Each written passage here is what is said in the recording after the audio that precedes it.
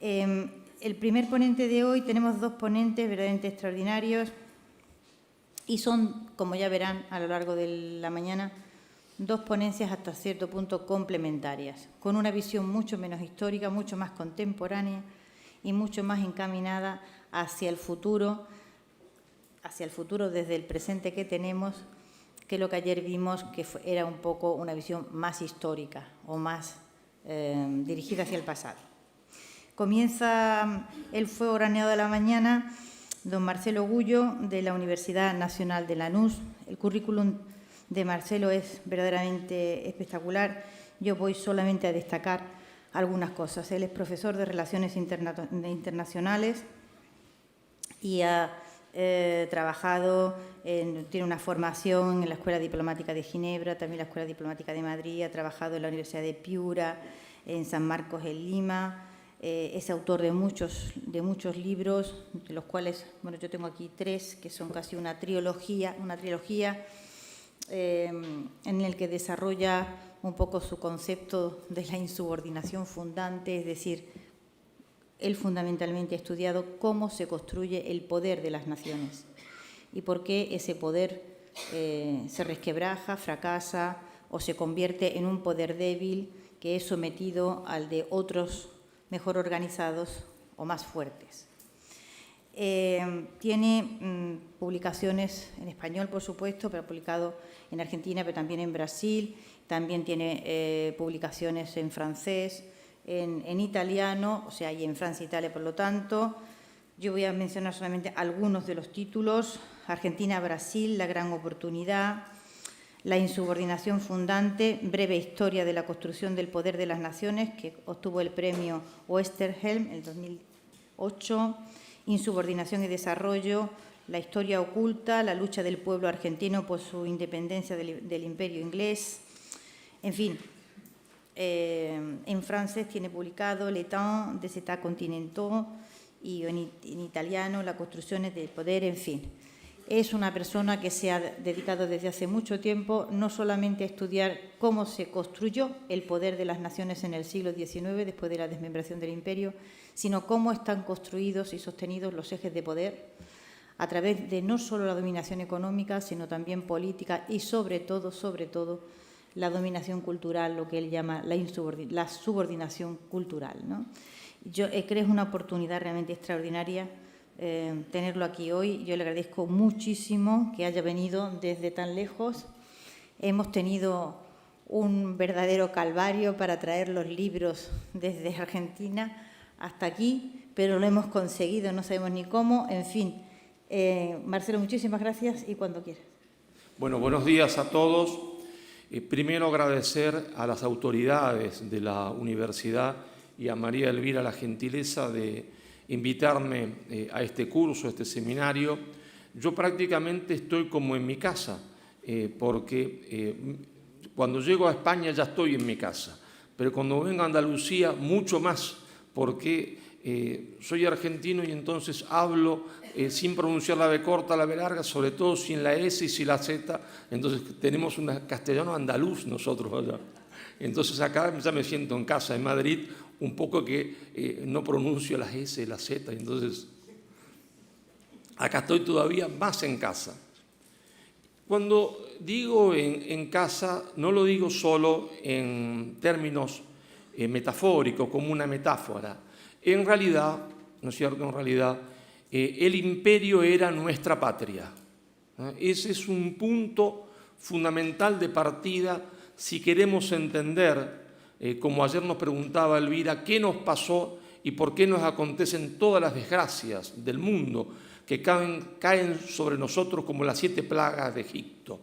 El imperio era nuestra patria y esa patria va a estallar, ¿no es cierto?, en múltiples pedazos, en múltiples fragmentos. Esa patria se fragmenta. Uno de esos fragmentos hoy se llama España, otro de los fragmentos se llama Argentina, se llama México, se llama Venezuela, se llama Colombia. Proceso de fragmentación que quizás no se haya detenido. Es una dinámica de fragmentación que comienza en 1810 y que quizás para nuestra desgracia, si no tomamos conciencia, ese proceso de fragmentación no se detenga. Sin embargo, no quiero terminar la charla, y ustedes van a ver que no voy a terminarla así, con ese dejo quizás de falta de optimismo que tuvimos ayer describiendo la realidad justamente. El título es Geopolítica y leyenda negra. Geopolítica es política internacional, el gran juego del ajedrez de la política internacional. Y entonces tenemos que decir que si en el derecho existe la máxima, la igualdad jurídica de los Estados, en la realidad de la política internacional no es que el derecho no exista, pero en realidad, ¿no es cierto?, en realidad los Estados no son iguales unos a otros porque unos tienen más poder que otros. La base sobre la que reposan las relaciones internacionales es que los Estados intentan imponerse su voluntad unos a otros. El que más poder tiene intenta imponer su poder al que menos poder tiene.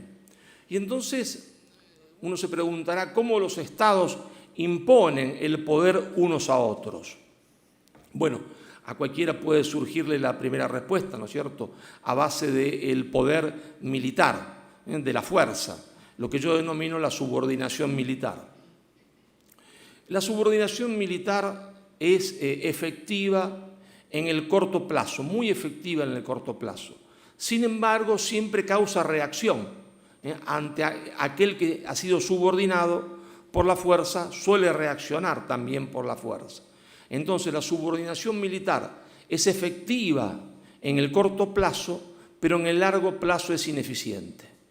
¿Qué otra forma de subordinación existe? La subordinación económica. Esta es más eficiente en el mediano plazo que la subordinación militar.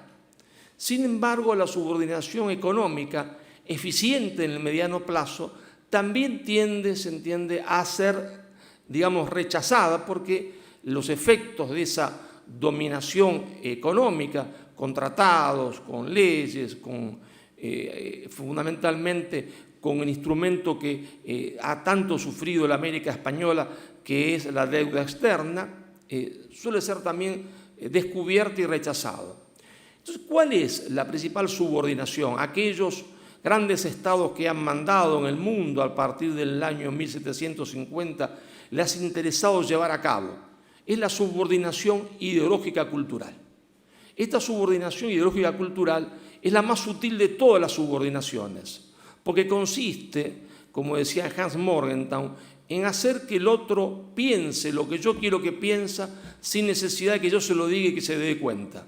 De tal manera que hace lo que yo quiero que haga sin necesidad que yo lo obligue ni lo fuerce con medidas económicas, porque está convencido que lo que está haciendo lo hace por su propia voluntad, por su propio pensamiento. Eso va a constituir, ¿no es cierto?, el nudo principal, en realidad, de la política internacional. La primera unidad política que lleva a cabo una política de subordinación cultural, una política en términos de Morgenthau, él lo llamaba imperialismo cultural. Una política de subordinación cultural consciente fue Gran Bretaña. Gran Bretaña fue la primera gran potencia que lleva a cabo una política de subordinación cultural de forma orgánica, consciente, como parte de su política exterior. Y entonces uno puede decir que en realidad Gran Bretaña conquistó más territorios a través de la subordinación cultural que a través del uso de la fuerza, porque la verdad es que del proceso que se desarrolla a partir de 1810, toda la América española pasó a integrar parte informalmente del Imperio Británico. Es decir, toda la América española se convirtió en una semicolonia de Gran Bretaña. Claro, habían nacido repúblicas que tenían todos los atributos formales de la soberanía, himno, bandera, ejército, pero en realidad no eran independientes, en realidad formaban parte informalmente del Imperio Británico. Ahora, Ustedes se preguntarán qué tiene que ver esto con la leyenda negra, ¿no es cierto? ¿Qué tiene que ver esto con la leyenda negra? Tiene que ver porque la principal arma que utilizó Inglaterra para lograr la subordinación cultural fue exactamente la hispanofobia, la creación, la prédica en las élites culturales de el Río Grande, en México, hasta la Tierra del Fuego, de la hispanofobia. El odio al imperio, el odio a España. Esto fue conjuntamente llevado a cabo con la prédica británica del libre comercio y con una prédica posterior también de Gran Bretaña a través de las logias, de lo que yo denomino el nacionalismo de campanario, el nacionalismo parroquial. Creerse que cada uno de los fragmentos que había nacido de la destrucción del imperio era una nación en sí y por sí, ¿está? Era un todo, sin que cada fragmento comprendiera que en realidad no era un todo, era un fragmento de algo que se había descompuesto, de algo que había estallado. Es con Gran Bretaña y su política exterior de hispanofobia que por primera vez la leyenda negra toma geopolíticamente un carácter operativo.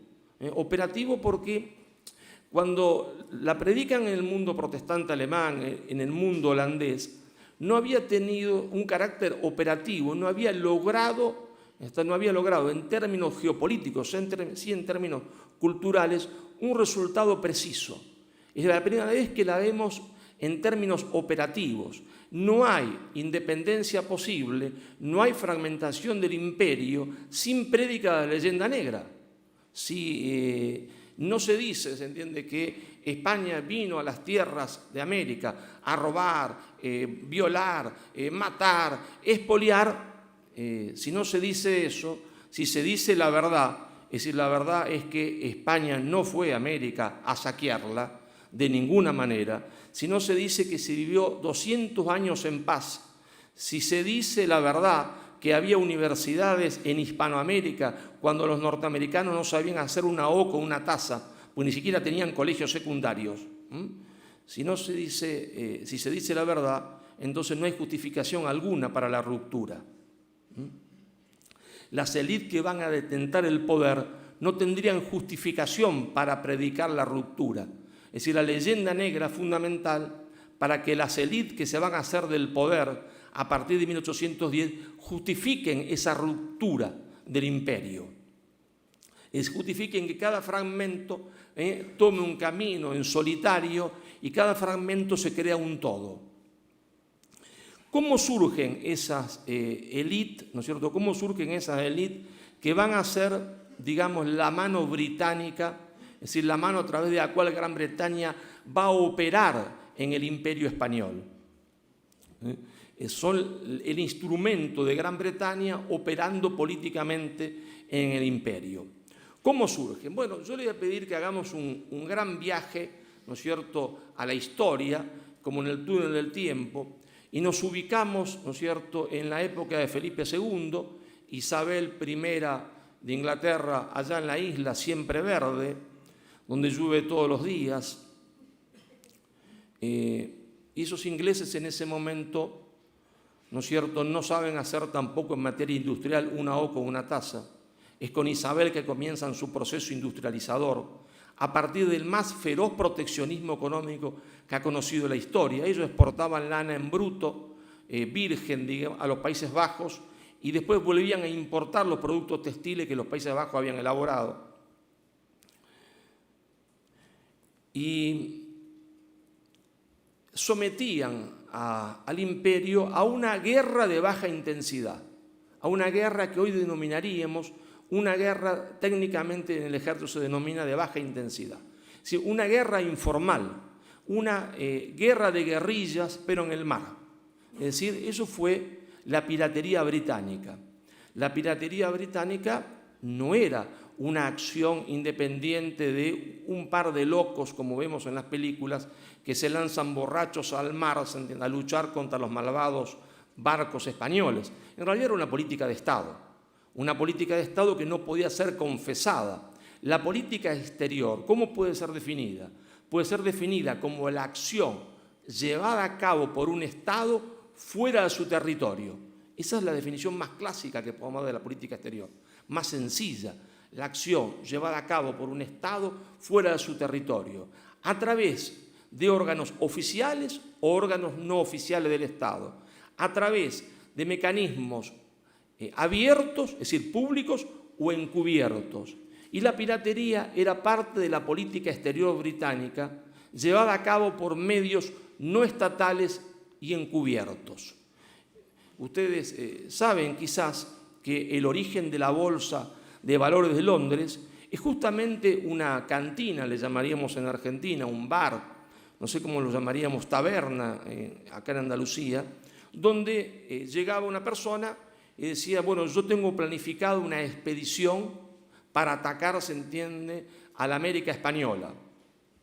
Y donde todos en la taberna, ese es el origen de las sociedades anónimas, cada uno poníamos una cantidad X de dinero y formábamos parte de esa sociedad. ¿Y cuál era la garantía de que ese hombre iba a volver con el dinero? Porque yo voy a poner dinero en esta sociedad, que es una sociedad que va a armar 3 barcos para atacar, se entiende, a la América española. ¿Cuál es la garantía de que ese hombre va a volver con el dinero? La garantía que él traía es que la primera accionista era Su Majestad la Reina de Inglaterra, que oficialmente no participaba de la empresa, lo hacía en carácter particular, no en carácter de reina. Era la garantía que teníamos nosotros para invertir en esa empresa de piratería. Esa empresa de piratería fue sumamente importante, al punto tal que hay algunos historiadores que van a rastrear el origen de lo que Marx llamaba el capital primitivo, el primer capital de acumulación de Gran Bretaña, en esa piratería, en esa guerra de baja intensidad contra el Imperio español. No nos interesa hoy explayarnos sobre eso. Lo que nos interesa es que esa guerra de piratería llevó a que España, es decir, de que el imperio, en realidad no España, no pudiese comerciar una parte con la otra sin estar protegido militarmente.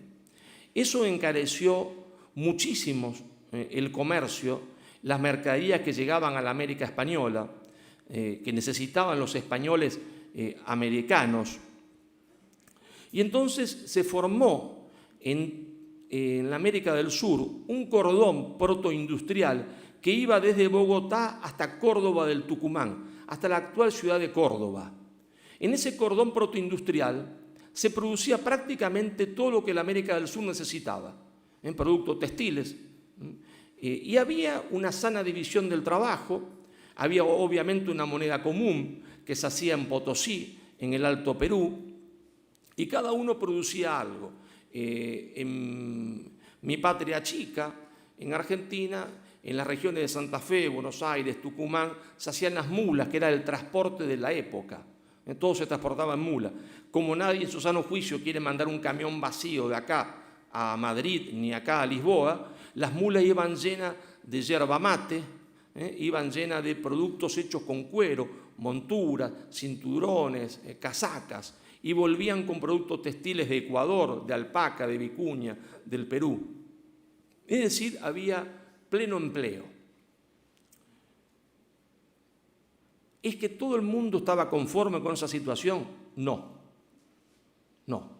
Es decir, había fuera de ese corredor que está ubicado sobre casi la cordillera de los Andes, ¿verdad?, que empieza en Bogotá, está en Cuenca, en Quito, entra a Cajamarca en el Perú, Andahuaylas, Ayacucho, Cusco, Potosí, Salta, Jujuy, Tucumán, Santiago del Estero, la más al sur Córdoba, había un sector disconforme. Ese sector disconforme eran las polis, que yo denomino polis oligárquicas, que estaban de cara al mar. Es decir, el puerto de Valparaíso, el puerto de Guayaquil, el puerto de Buenos Aires, de cara a ese gigantesco río que es el Río de la Plata, un río mar. Ustedes saben que cuando Solís llega, es el que descubre el Río de la Plata, Solís entra al Río de la Plata, que tiene en su desembocadura 200 kilómetros de ancho. Imagínense ustedes un río de 200 kilómetros de ancho. Eso es lo que tiene el Río de la Plata. Imagínense al pobre Solís, ¿no?, acostumbrado a los ríos de España, de Portugal, de Europa, y llega a un río que tiene 200 kilómetros de ancho, ¿no? Prueba el agua y dice, ¿qué es esto?, dice Solís, ¿no?, donde no se ve una costa ni la otra. Y esto es un mar dulce, dice Solís. Esto es un mar dulce. Y fue el primer nombre del Río de la Plata, Mar Dulce. Y Buenos Aires está enfrente, ¿sí?, al lado ahí de ese mar dulce, ese gran río mar. Y de cara al río mar, ¿quiénes están? Están unas personas que han llegado a Buenos Aires después de la fundación. Son algunos descendientes de vascos, otros descendientes de catalanes y otros descendientes de portugueses. Y tiene alguna relación con lo que pasa hoy,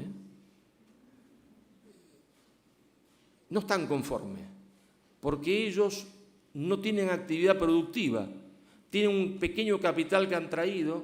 ¿Y a qué se van a dedicar? Se van a dedicar al contrabando, a la importación de mercadería británica. Y estos hombres que están ahí ejerciendo el contrabando, cuando se produzca la farsa de Bayona, cuando se produzca que el rey Fernando termine preso, se entiende, en Europa, y comienza a discutirse qué hay que hacer, estos hombres naturalmente del puerto de Buenos Aires, que son contrabandistas, no tienen nada que ver con el patriciado fundador de la ciudad, nada que ver con ellos. Estos hombres dicen, bueno, es el momento de la ruptura, es el momento de que logremos el libre comercio. El interior, en ese interior protoindustrial, le responde que no, que el libre comercio es el suicidio de la América española, porque no está en condiciones todavía de competir con las máquinas de Manchester. Y entonces ahí aparece una contradicción que es proteccionismo o libre comercio. Pero a su vez, los hombres del puerto de Buenos Aires, eso que yo voy a denominar el poder anglo-porteño, dicen, si vamos a ir a la ruptura con España, queremos un Estado que sea un Estado a la medida de nuestra cadena de distribución.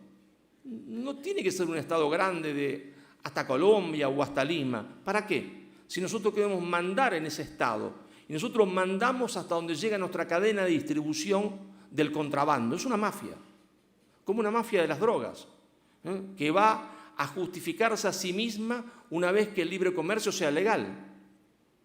Entonces dice, un Estado pequeño, fragmentación territorial. Los que están en el interior le responden que no es posible eso, queremos proteccionismo y queremos, en todo caso, que se mantenga la unidad. Pero vamos al punto que más nos interesa en esta charla, que no es el tema económico, sino que es el tema cultural. Y ahí aparece la tercera contradicción, donde va a estar presente fundamentalmente la leyenda negra. Los hombres del puerto de Buenos Aires, el poder angloporteño, de cara al río Mar, de cara a los británicos, dicen, ¿qué es cultura?, se preguntan. Y cultura es el idioma inglés, no el idioma que hablan estos bárbaros del interior. Nosotros estamos mimetizados con Gran Bretaña. Cultura es el inglés. ¿Qué es cultura? El protestantismo. Entonces, barbarie es el castellano, barbarie es la religión católica y todas las costumbres hispano-criollo indígenas. Eso es la barbarie. Y nosotros, responde el puerto de Buenos Aires, somos la civilización. Porque todo lo que ha traído España a América es la barbarie. A tal punto esto fue así, que después de 1810, en los cafés de Buenos Aires, dos personajes fundamentales de la historia argentina, de lo que va a ser la intelectualidad llamada Argentina, Alberdi y Echeverría, se preguntan en los cafés, en las tertulias de café, ¿qué lengua tiene que tener este Estado que estamos creando? ¿Cómo qué lengua? ¿La lengua que hablamos en el castellano? No, dice Alberdi y Echeverría. Esa es la lengua de la barbarie. Tiene que tener una nueva lengua. Y discuten entre ellos si esa lengua va a ser el inglés o va a ser el francés. Pero el punto principal, ¿cuál es para poder justificar todo eso? El punto principal es la falsificación de la historia, es decir, la leyenda negra, porque la leyenda negra no es otra cosa que una falsificación de la historia, una falsificación de la historia, un instrumento de poder, ¿no es cierto?, nacido en los países protestantes, después perfeccionado en Holanda e instrumentalizado por Gran Bretaña como parte de su política exterior. Entonces esas élites se van a justificar a sí mismas, quedándose con el poder. ¿A partir de qué cosa? A partir de la leyenda negra. Sin leyenda negra no pueden justificarse a sí mismos. No pueden justificarse a sí mismos porque no pueden explicarle al resto que ellos son contrabandistas. Pero si todo lo que hizo España está mal, si el monopolio español está mal, si la religión que España trajo es una porquería, si más porquería es el idioma castellano, entonces ellos están justificados a sí mismos. Nosotros no somos nada más que unos adelantados del libre comercio, unos adelantados de la cultura, porque todo lo otro, de la civilización, porque todo lo otro es la barbarie hispano-criollo indígena. Ese es el origen de las élites que gobernaron a toda la América española. Ese es el origen de las élites y nuestro pecado de origen, nuestro pecado original, en el propio nacimiento de cada uno de los fragmentos que se va a creer una nación que no va a entender después que era nada más un fragmento de un todo. La falsificación de la historia a partir de la leyenda negra. Y fue bien instrumentalizado, ¿no?, por Gran Bretaña eso. ¿Cómo explicar sino que esta élite que se adueña del poder y que lleva a la Argentina a ser una semicolonia de Gran Bretaña, como va a pasar en Venezuela, que se va a convertir en una semicolonia de Gran Bretaña, como va a pasar con el Perú, con Chile, con todos los países de la América Española? ¿Cómo explicar sino que apenas un par de años antes, si el imperio era la basura, ¿verdad?, que dice la leyenda negra que era, si era esa cosa horripilante que la leyenda negra dice que era, de explotación, de muerte y de violaciones, la población de Buenos Aires, con hombres, niños, mujeres, esclavos, indios, criollos, blancos, pelea como un solo puño contra el invasor británico. 1806, los ingleses desembarcan en la ciudad de Quilmes, a kilómetros de la ciudad de Buenos Aires, toman la ciudad de Buenos Aires. Es cierto que la toman sin gran trabajo, entran como el cuchillo en la mantequilla, entre otras cosas por la sorpresa, y porque no hay soldados, llamémosles imperiales y españoles, en el Río de la Plata. Es la primera vez, y esto tampoco puede justificarlo nadie en el mundo, si España, si el imperio opresor, ¿cómo hacía para ejercer la opresión sin soldados? No había soldados. Entonces entran como el cuchillo en la mantequilla hasta que, gracias a las mujeres, hay una reacción popular que va a llevar a la reconquista de Buenos Aires el 12 de agosto de 1812. Pero más importante que el 12 de agosto de 1812 es lo que se va a producir apenas menos de un año después, en julio de 1807, porque los ingleses festejan en Londres la toma de Buenos Aires por el general Bedford, una expedición de 1.400, 1.200 hombres. Cuando son derrotados, mandan una segunda invasión, esta vez al mando del general Whitterlock, con 10.000 hombres efectivos. 10.000 hombres para una población de apenas 40.000 almas, como era Buenos Aires, es una enormidad. Si hay que contar que cada familia tenía 5 o 6 hijos, si descontamos los niños, las mujeres y hombres mayores, ¿cuántos hombres en condiciones de portar armas había en Buenos Aires? 5.000, 6.000. Y no eran profesionales, eran simplemente hombres de a pie. Bueno, las tropas británicas son absolutamente derrotadas en las calles de Buenos Aires en 1807. Es la derrota más importante que Gran Bretaña sufrió en su historia, a manos de una población civil. Las banderas inglesas capturadas todavía están en Buenos Aires. Es la primera vez que Inglaterra pierde banderas, que en esa época era una ofensa extraordinaria. Entonces esa población que lucha contra el invasor inglés, que lo desprecia porque trae todo lo que ella no quiere, ¿cómo entonces explicar, se entiende, después el 10? No hay ninguna explicación, sino es a través de que estas élites que se van a transformar en la élite de conducción de cada una de las repúblicas de cara al mar son los agentes del poder británico. Porque inmediatamente que estalle lo que se va a llamar comúnmente como la Guerra de la Independencia, estalla en el Río de la Plata una guerra civil. Y el bando pro-británico va a ser apoyado justamente por Inglaterra. Y entonces, en esa guerra civil, unos van a tener lanzas y cuchillos y los otros van a tener dinero para comprar armas británicas. Pero la clave es la falsificación de la historia, es decir, es la leyenda negra. Yo siempre en clase lo explico así. Digo, imaginen ustedes, ¿no es cierto?, que yo me caso con Elvira. El marido está por ahí, pero es un chiste nada más. Yo me caso con Elvira, somos los dos jovencitos, ¿no es cierto?, ¿no? Tenemos un lindo campo en Argentina, ¿no? Allá un campo pequeño, son 700.000 hectáreas, ¿no? Tenemos nuestras 1.000 hectáreas allá, estamos felices en nuestro campo, estancia le llamamos nosotros, haciendas le llaman en otros lugares, en México. Y tenemos 2 bebés chiquitos, de 1 año, el otro de 2 años, y de repente mi hermano viene, me asesina a mí, la asesina a Elvira, los niños están durmiendo en la planta alta, no se atreve a asesinar a los niños, no le da el coraje para hacerlo. Y se queda con nuestro campo, con la estancia, y los va a educar a nuestros 2 hijos, ¿no?, que tenemos en el primer piso, los va a educar diciendo que él esa noche los salvó. Esa noche terrible donde entran una pandilla de asesinos a matar a sus padres, él no pudo evitar que mataran a sus padres, pero los salvó a ellos 2.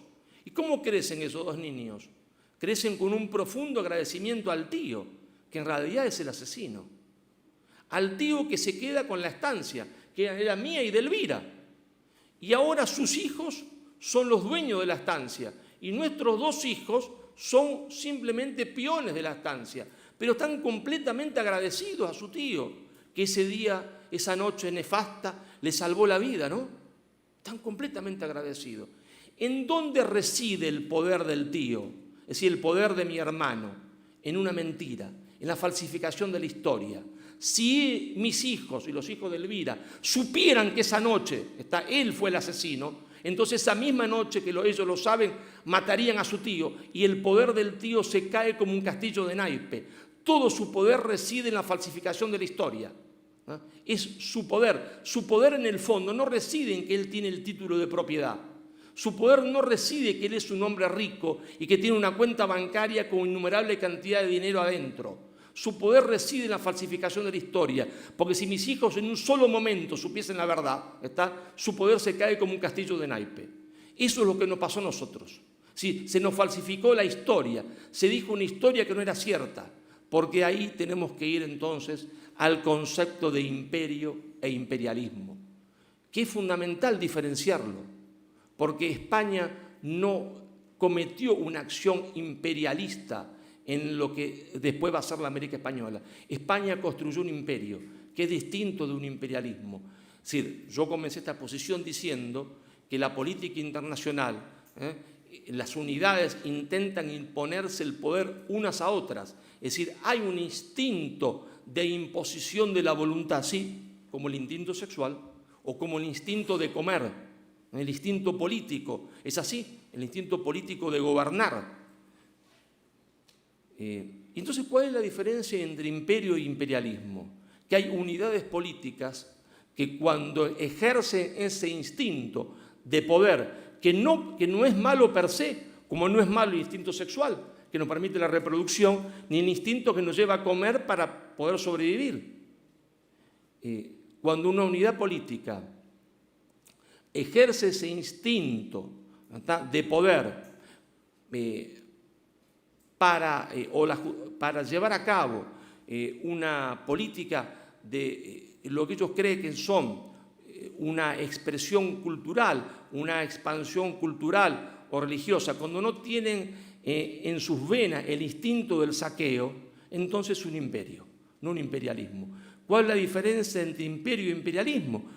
Bueno, la motivación de ese instinto, de ese impulso. No hay una motivación de origen racial, de superioridad racial. Cuando hay imperio, no hay una motivación del saqueo. Pero ustedes dirán, ¿hay violencia? Sí, en toda conquista, en toda lucha de poder, hay violencia real o simbólica. En la lucha de la política es siempre así. Pero la diferencia entre un imperio y un imperialismo, que después de producido el primer momento que puede ser un encuentro violento, España, y por eso fue un imperio, nunca consideró América como un botín. Nunca consideró América como un botín. Mientras que cuando hay imperialismo siempre se lo considera como un botín. España dejó en América mucho más que lo que se llevó. Regó, se entiende, toda la América española de universidades, de colegios secundarios, de caminos, tal cual como había hecho Roma. No es lo que hizo Holanda en Indonesia, donde a hoy no hay ni recuerdo de la presencia holandesa, porque no le interesó mezclar su sangre, porque no le interesó dejar universidades, porque no le interesó dejar, se entiende, su lengua, ni colegios secundarios, ni hospitales, ni nada que se le pareciese. Entonces esa diferencia es fundamental entre imperio e imperialismo, ¿no? A veces leer es un poco aburrido, ¿no? Pero claro, para poder justificar lo que yo digo, voy a tener que leerle dos pequeñas cositas nada más. Y elijo para justificar, para comprobar lo que yo digo, a dos autores que no pueden ser considerados fascistas, fachas, como dicen acá, que son dos autores marxistas. Nadie podrá tacharlo de falangista, franquista, fascistas o cualquier cosa que se le parezca retrógrada, porque son dos grandes autoridades del marxismo, ¿no es cierto?, en la América del Sur, en Hispanoamérica.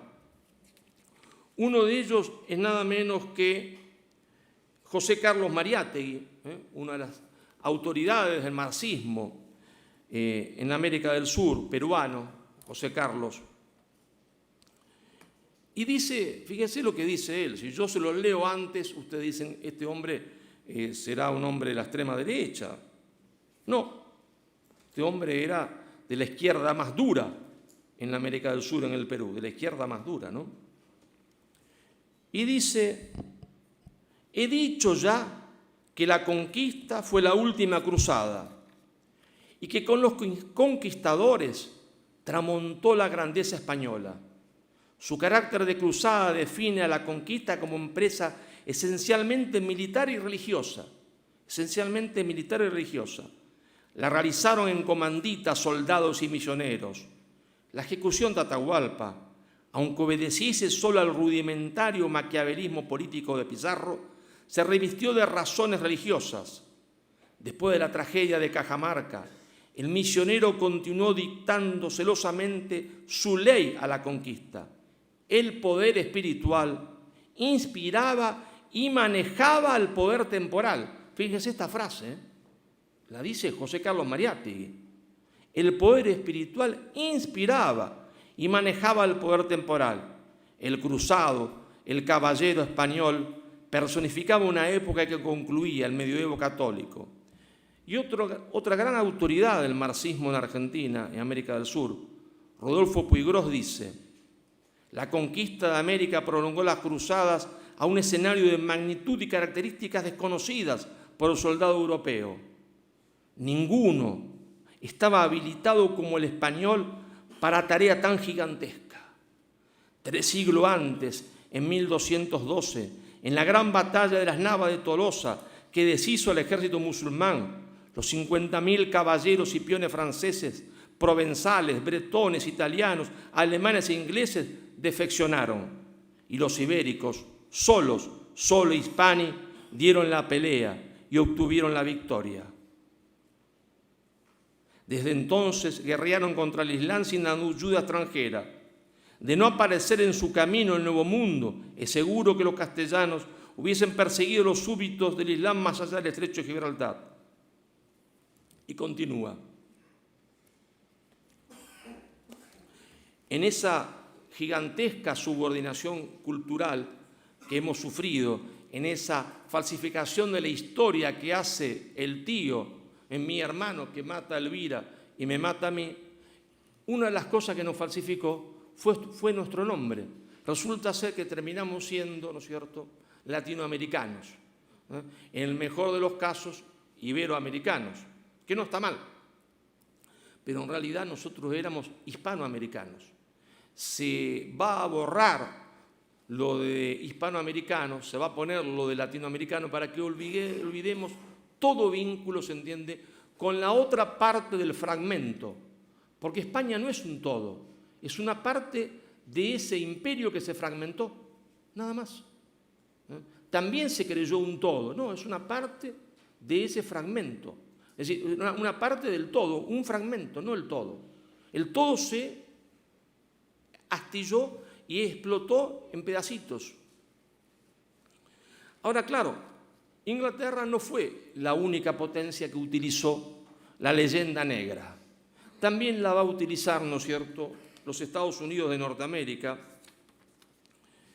y la va a utilizar también muy bien los Estados Unidos con un personaje, un político norteamericano, un diplomático norteamericano, hijo de calvinistas radicados en Estados Unidos, Poinsett, que lo van a nombrar los norteamericanos no embajador, no era oficialmente embajador, pero digamos que en términos actuales vendría a ser como una especie de embajador, aunque no tenía específicamente ese cargo, que se va a instalar en México y va ahí a prácticamente formar la élite de conducción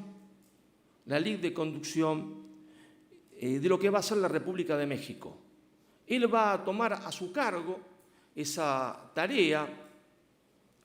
Es el primero, por lo menos, que yo he detectado, quizás pueda corregirme, es el primero que yo he detectado que públicamente expone un cuadro de Montezuma. Es decir, su casa, que oficiaba de casa del embajador de los Estados Unidos, aunque no era oficialmente embajador, estaba presidida por un cuadro de Montezuma.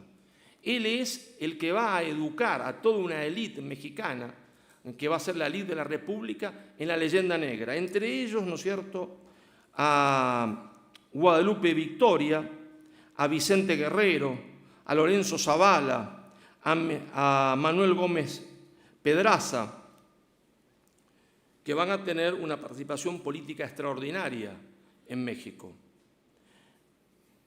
Me permito decir esto delante de nuestro amigo mexicano, pidiéndole perdón por si en algunas de mis apreciaciones me equivoco.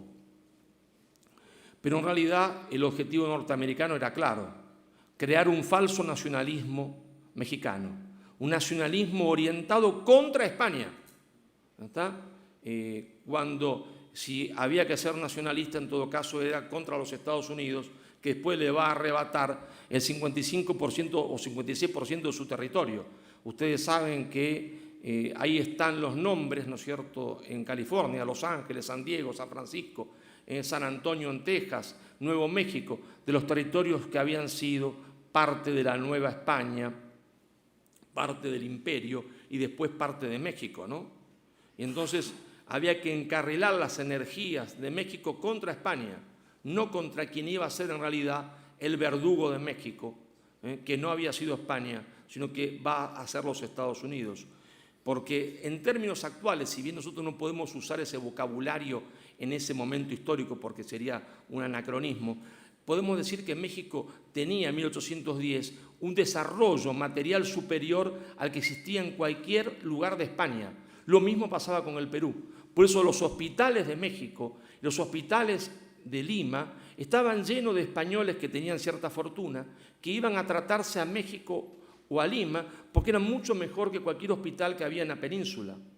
El desarrollo de la ciudad de Lima era muy superior al desarrollo de cualquier ciudad, ¿no es cierto?, en la península, para empezar porque eran ciudades ultramodernas porque España lleva lo más moderno que existía en ese momento en el mundo, que era construir una ciudad en forma de cuadrícula, en forma de tablero de ajedrez, ¿no? Es decir, era una ciudad que uno no se pierde como un laberinto, una ciudad donde los vientos pueden correr, donde está permanentemente aireada para que las pestes circulen, los vientos se lleven todo. Era lo más moderno que había en el mundo en ese momento. Eso construye España en América. Pero claro, los Estados Unidos tampoco va a ser la última gran potencia que utilice la leyenda negra a su favor. Y es un dato bien curioso, me resultó a mí por lo menos interesante, saber que también la Unión Soviética utilizó la leyenda negra, ¿no? Ustedes dirán la Unión Soviética, ¿no? Moscú, allá lejos, que tiene que ver con el mundo hispanoamericano. Entonces nos tenemos que ubicar en 1830, 1831. Hay dos grandes congresos del Partido Comunista que se realizan en Buenos Aires y en Montevideo, donde van a ir todos los partidos comunistas de la América del Sur, en Buenos Aires y en Montevideo, y que se va a ordenar en esa reunión, porque ustedes saben que los partidos comunistas eran partidos verticalistas, ordenados como en una pirámide desde Moscú hacia abajo. ¿Sí? Se recibían órdenes estrictas que había que cumplir. Lo que Lenin llamaba el centralismo democrático, ¿no? El centralismo democrático. Quizás un eufemismo, ¿no? Era más centralismo que democrático. ¿Y qué es lo que se discute en Buenos Aires y en Montevideo? Se discute la necesidad de la creación de repúblicas indígenas. Es decir, todo el Congreso hace una fundamentación basada en la leyenda negra. El horror, se entiende, de la conquista española, masacres, violaciones de mujeres, muertes de niños, perros que sucomen, se entiende, a los indios. Pero, hombre, perros que se comen a los indios. Cortés desembarca con un grupo de 300, menos tiene Pizarro cuando llega al Perú. ¿Cómo es posible que derroten a un imperio? Es posible que derroten a un imperio porque lo único que hace Cortés es decirle a los pueblos dominados por los aztecas, porque los aztecas le piden tributo en sangre. Miren, acá hay un negocio muy sencillo, el jefe voy a ser yo. De ahora en adelante el jefe soy yo. ¿Y cuál es la diferencia? Seguramente le preguntaron a Cortés. La diferencia es muy sencilla, que nunca más te van a pedir tributo en sangre, nunca más van a quitarte un niño de tus manos, a tu hijo, para que lo sacrifiquen en ningún lado. Y lo mismo pasó en el Perú, donde las tropas que acompañaban a Pizarro eran todos, se entiende, indios. Por eso hay algunos que dicen la conquista la hicieron los indios y la independencia la hicieron los españoles. Es la verdad. Y entonces la Internacional Comunista da la orden de creación de repúblicas indígenas. Pensaban partir a Bolivia en 18 estados, es decir, a la fragmentación que había surgido producto de 1810, ahora se le iba a agregar una nueva fragmentación territorial. Es decir, en segmentos impotentes, porque ya cuando nosotros nacemos a la vida independiente, como fragmento, ¿qué somos? Somos segmentos impotentes en el mundo, no tenemos fuerza.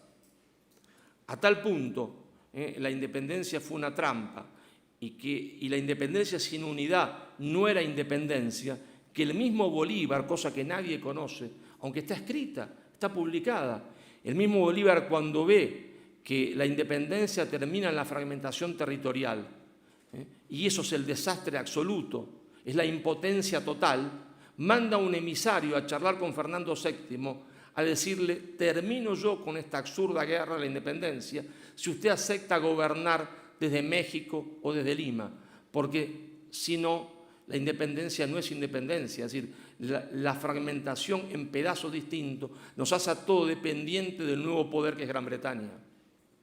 Y entonces el Partido Comunista ahora ha dado la orden en 1830 de partir al Perú en 3-4 pedazos, a Bolivia en 18, en Argentina la tenían un poco más difícil porque no había muchas comunidades indígenas y entonces mi provincia es la provincia de Santa Fe, que tiene una gran cantidad de inmigrantes italianos. Y en ese momento esos inmigrantes eran italianos y hablaban en sus casas italianos. Y entonces la Internacional Comunista no tiene mejor idea que decir, bueno, como en Argentina no hay indios, vamos a hacer una república italiana en el sur de la provincia de Santa Fe. Bueno. Es decir, una fragmentación a la fragmentación. Ahora, es que esa fragmentación territorial predicada curiosamente por la Unión Soviética, en el mismo momento, o prácticamente en el mismo momento histórico, 10 años después, que se va a crear un instituto indigenista que va a estar patrocinado por la OEA y por el dinero de los Estados Unidos.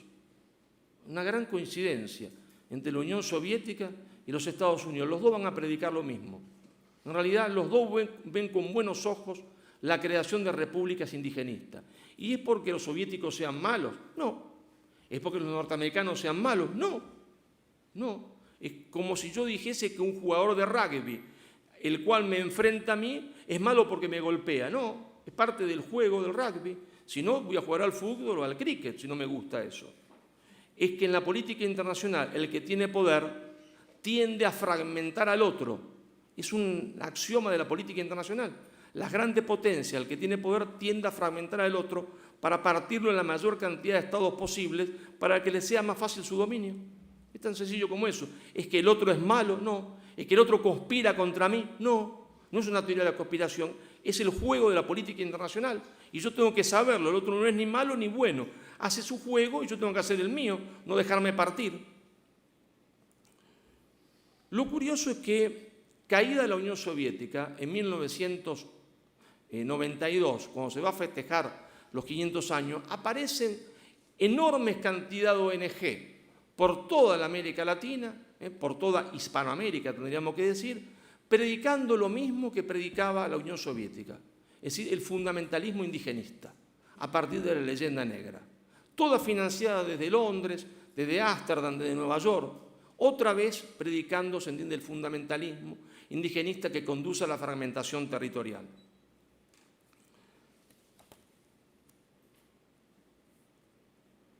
Ahora bien, ¿cómo trasladamos eso al mundo de hoy?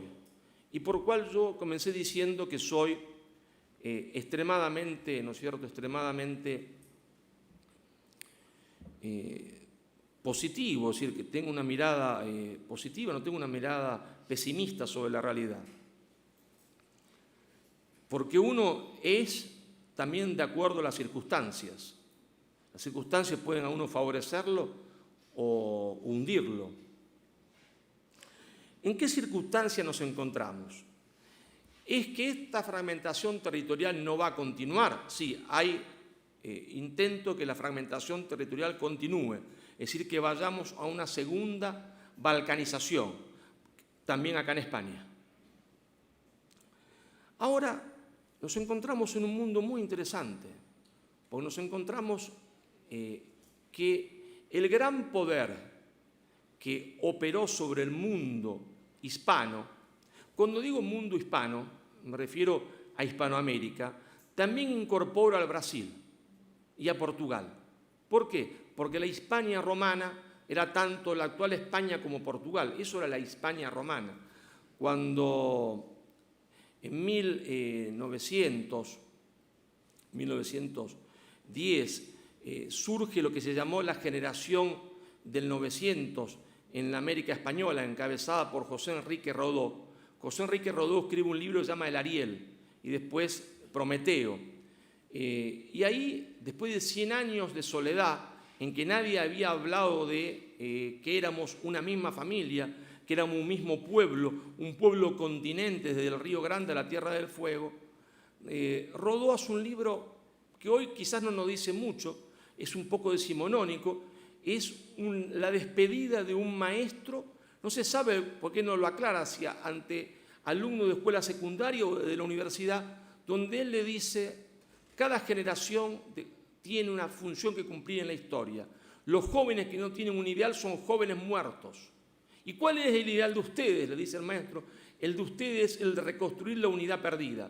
Y él le llama la magna patria.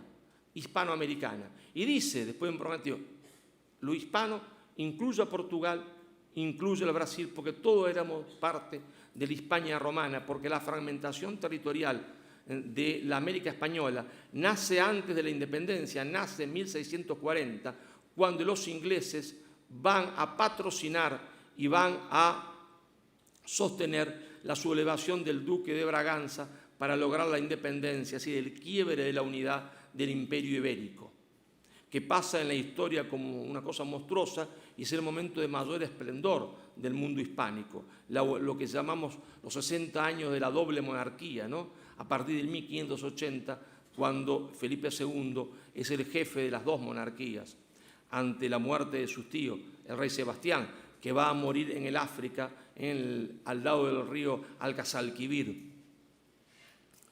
Y ahí Rodó recupera esa idea de Magna Patria, él va a llamar Hispanoamérica, y aparece un jovencito del otro lado del río. Rodó era uruguayo, había nacido en Montevideo, parte del Partido Colorado. Hay un jovencito en Buenos Aires que se llama Manuel Ugarte, que impresionado por lo de Rodó, novelista, casi todos los que van a hacer ensayos políticos en esta época son primero novelistas, no son escritores, tienen vocación de escritor, escriben bien y después derivan en el ensayo político. Ugarte va a escribir un libro fantástico que él, porque la subordinación cultural uno la tiene en la cabeza y no se da cuenta, hay que ir sacándosela de a poco, sacando conceptos, sacando ideas, sacando datos históricos falsos. Él escribe un libro que lo va a llamar El porvenir de la América Latina, pero después él mismo le va a cambiar el nombre y le va a llamar El porvenir de la América Española. El porvenir de la América Española, donde va a decir, lo de Rodó está bien, porque es un llamado a la unidad, un llamado a ser lo que debemos ser, porque nadie puede ser lo que no es. Y nosotros somos un todo, y debemos reconstruirlo. Pero Ugarte le da una clave geopolítica que Rodó no había pensado. Ugarte dice, lo de Rodó es un llamado al ser, pero también hay una necesidad concreta. ¿Cuál es esa necesidad? Que hay un poder emergente, hay un poder que está declinando, que es Gran Bretaña, ya está declinando en el 1900, va a declinar después en la Primera Guerra Mundial y finalmente en la Segunda, y hay un poder emergente, ese poder emergente de los Estados Unidos de Norteamérica. Y entonces, ese poder emergente, si nosotros no reconstruimos la unidad, nos va a comer como aceitunas, uno tras otro, como aceitunas. Entonces hay que reconstruir la necesidad. Es un llamado, una necesidad geopolítica, la reconstrucción de la unidad, dice Ugarte. Y Ugarte va a profundizar y va a decir, nosotros no nos separamos, se entiende, de España. Nunca combatimos contra España, hay una cuestión política, no renegamos de España. Jamás las masas populares renegaron de España, porque el imperio era nuestra patria. Ahora, resulta que no lo hicimos cuando Ugarte lo propuso. Ugarte es un personaje lindísimo, una especie de Quijote, ¿no? Porque él se va a gastar toda su fortuna personal, los campos que tenía, en recorrer toda la América Española con su librito. No quiere que nadie le pague nada. Va a México, junta multitudes en México con su librito, presentándolo. Es decir, toca una fibra íntima, como le pasó a ella con su libro. Cuando uno hace un libro y junta multitudes, porque tocó una fibra íntima, tocó donde tenía que tocar. Ugarte tocó ahí, junta multitudes en México. Le impide a los Estados Unidos presentar su libro en América Central. Va a Quito, a Guayaquil, junta multitudes en los teatros. Lo mismo en Lima, lo mismo en Chile, en un único lugar donde no puede presentar su libro. ¿Dónde es? En Buenos Aires. En Buenos Aires no hay un solo lugar donde se le permite a Ugarte presentar su libro. Porque la quinta esencia de una élite pro-británica era la élite porteña. Y entonces eso que dice Ugarte va en contra de todo lo que ella ha predicado y sobre cómo ha construido su poder, porque Ugarte predica en contra de la leyenda negra. Entonces el único lugar donde Ugarte no puede presentar su libro es en Argentina. Pero Ugarte advierte lo del poder en ascenso, y lo del poder que está en descenso, que es Gran Bretaña. Dice, ahora nos va a comer de a uno los Estados Unidos. O sea, hay que unirse antes. ¿Y qué pasa en el mundo de hoy? En el mundo de hoy también hay un poder en ascenso y un poder en descenso. Ese poder en ascenso es el poder chino, que viene como una aplanadora, ¿no? Avanza como una aplanadora, decidido a la conquista del mundo, a su manera, bien o mal. No nos interesa ahora discutir eso. Y un poder que está en descenso, que es el de los Estados Unidos. Pero inevitablemente, como también lo hubo, aunque fue una guerra de familia, una pelea entre Inglaterra y los Estados Unidos, o uno no sabe leer la historia, que esa guerra, aunque era una guerra entre parientes, existió, al punto tal que los Estados Unidos quería heredar el poder británico, que decidió entrar a la Segunda Guerra Mundial lo más tarde posible, para que los ingleses se desangraran solo contra los nazis, y después ellos iban a entrar, pero cuando el Imperio Británico estuviese bien agotado, no antes. Lo iban a salvar en el último minuto para que su madre no se ahogase, pero primero que nuestra madre bien pierda toda la ropa ahí, se entiende, en el mar, la vamos a sacar desnudita del mar, no le va a quedar nada, la vamos a salvar, pero al final, cuando ya se entiende, esté a punto de morirse, la salvamos. Y por eso se entiende no abrían el frente occidental, ¿o no es verdad esto? Que Stalin le pedía que abran el frente occidental y los norteamericanos decían, no estamos en condiciones todavía, no están en condiciones, estaban en supercondiciones, tenían 10 veces más que todo lo que podía poner Alemania nazi sobre la mesa, 10 veces más tanques, 10 veces más jeep, todo 10 veces más. Sin embargo, ellos esperaban. ¿Esperaban qué? Que Inglaterra se desgaste porque le iban a heredar. Era una lucha entre familia. Entonces, esa lucha entre Estados Unidos y China se va a producir inevitablemente. Ya la estamos presenciando. Ya la estamos presenciando. ¿Qué es Donald Trump? La expresión de un poder norteamericano que intenta recomponerse frente al poder en ascenso que es China. ¿Y eso qué abre para nosotros? Eso abre para nosotros una ventana de oportunidad gigantesca. Porque cuando ayer nos preguntábamos el por qué, no es posible explicar la historia, nuestra historia, de lo que nos pasó, sin observar el resorte oculto de nuestra historia. El resorte oculto de nuestra historia se llama Gran Bretaña. Gran Bretaña hizo la guerra de la independencia, nos hizo caer en una trampa a uno y en otro lado, se entiende, del océano, a los españoles americanos y a los españoles peninsulares, y después condujo nuestro destino. Esa es la verdad. Las élites, nuestra conducción en la América Española fueron todas conducidas desde Gran Bretaña. Entonces hay una ventana de oportunidad porque cuando dos poderes se enfrentan, están demasiado entretenidos en su pelea. No pueden, se entiende, sino que estar entretenidos en eso, porque en eso le va la vida, ¿no? El que pierde se embromó. Entonces, en esos momentos que aparece siempre una ventana de oportunidad. Una ventana de oportunidad. Una ventana de oportunidad para hacer lo que tenemos que hacer, que es construir nuestro umbral de poder. Y ustedes se preguntarán, ¿qué es el umbral de poder? Bueno, el umbral de poder es la construcción del poder mínimo necesario para ser protagonistas de la historia y no juguetes de la historia. Entonces, vamos a tratar un poquito de explicarlo históricamente esto, para que ustedes vean qué es el umbral de poder.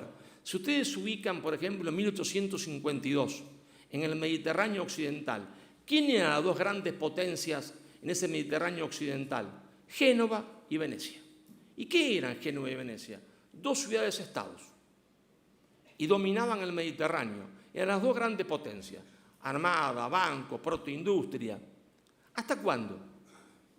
Y hasta que otra unidad política elevó el umbral de poder. ¿Y cuándo se produjo eso? Con el proyecto político de Isabel y de Fernando.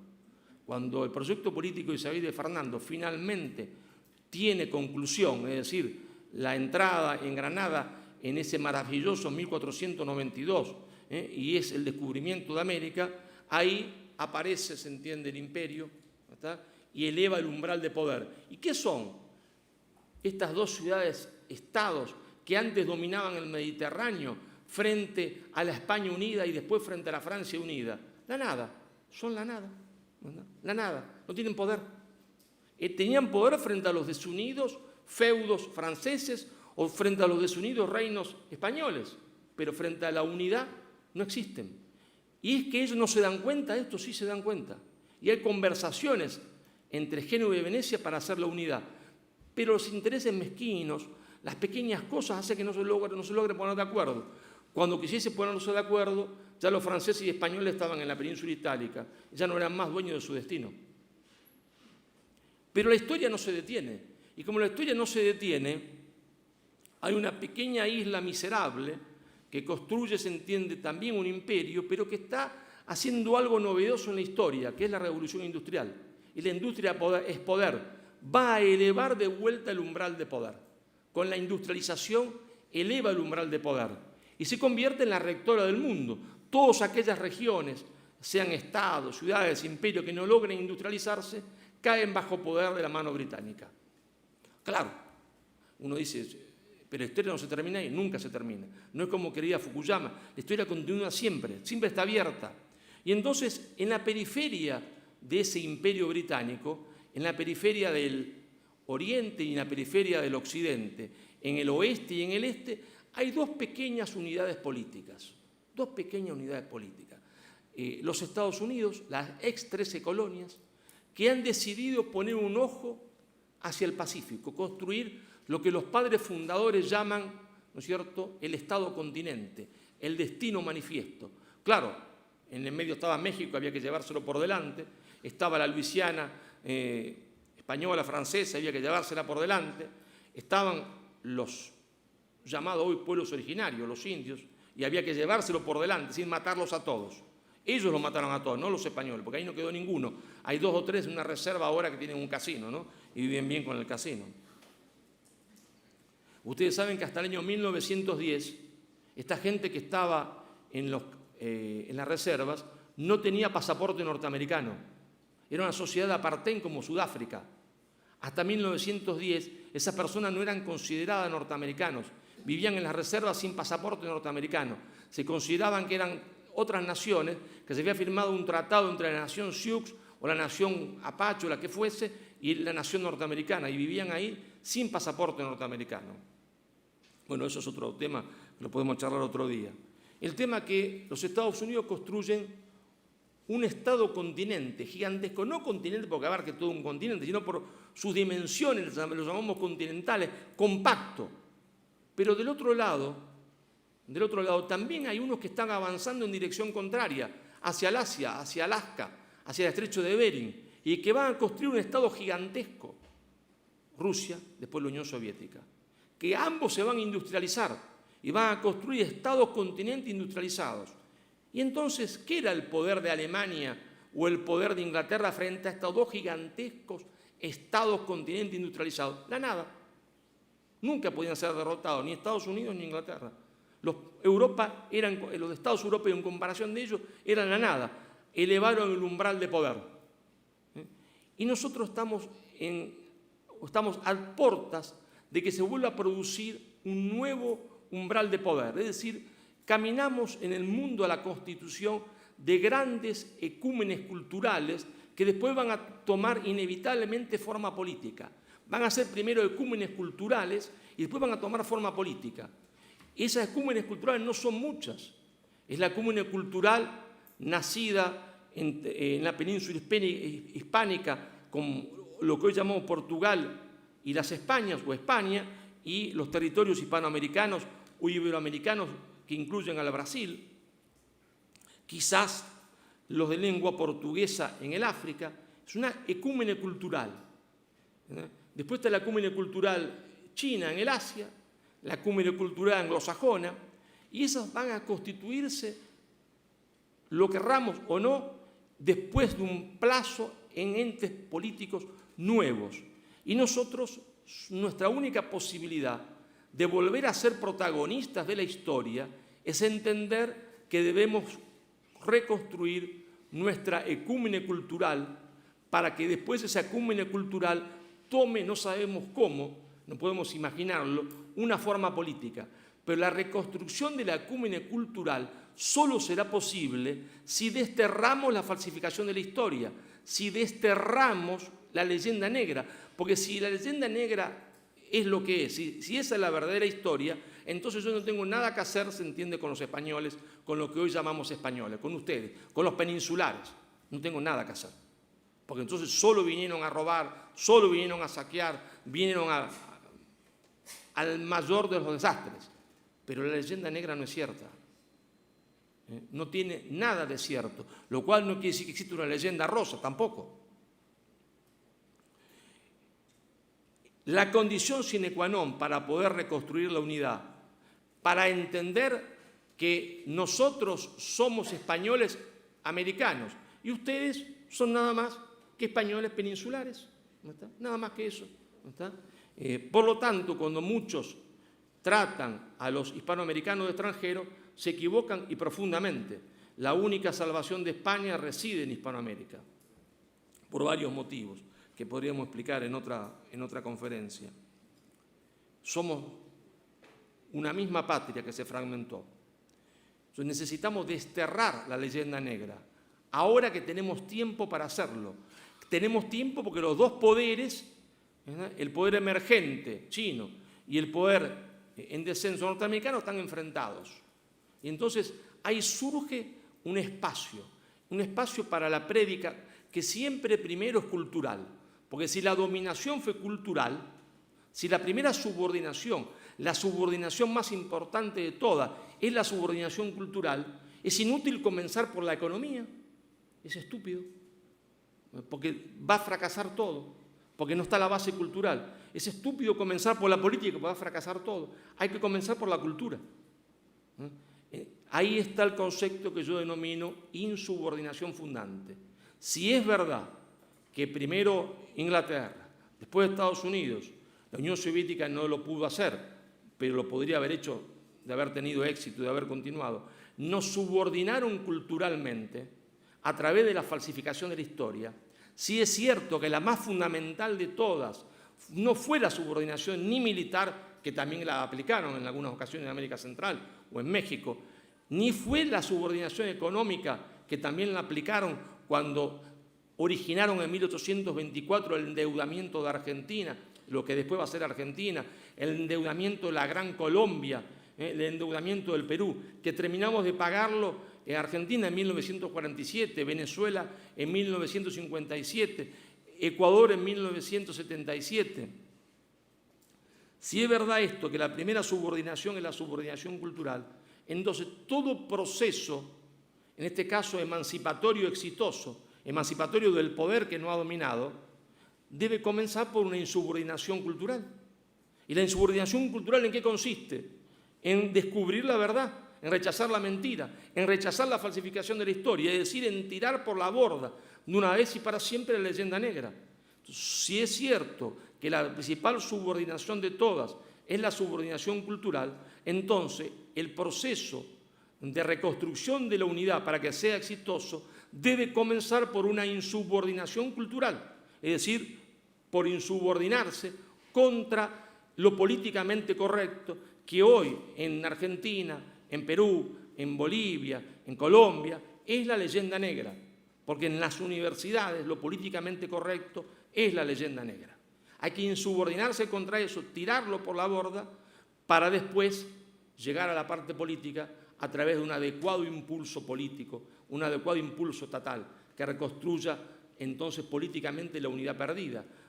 Pero no podrá comenzar sino a través de la cuestión cultural, es decir, a través de la desmitificación de la historia, de sacar el mito de la historia para ir a la realidad de la historia, es decir, sin sacarnos de la cabeza la leyenda negra, esto no será posible. Pero tenemos las mejores oportunidades que hemos tenido nunca, porque esto no era posible con un poder inglés en ascenso, con un poder inglés omnipresente que dominaba a las élites y que las tenía aliadas económicamente, ni con un poder norteamericano que hizo exactamente lo mismo. Ahora sí, ahora porque el poder norteamericano está en descenso, los chinos todavía no mandan, entonces ahí se abre una ventana de oportunidad que no será mayor de 50 años. Y a los 50 años habrá cerrado.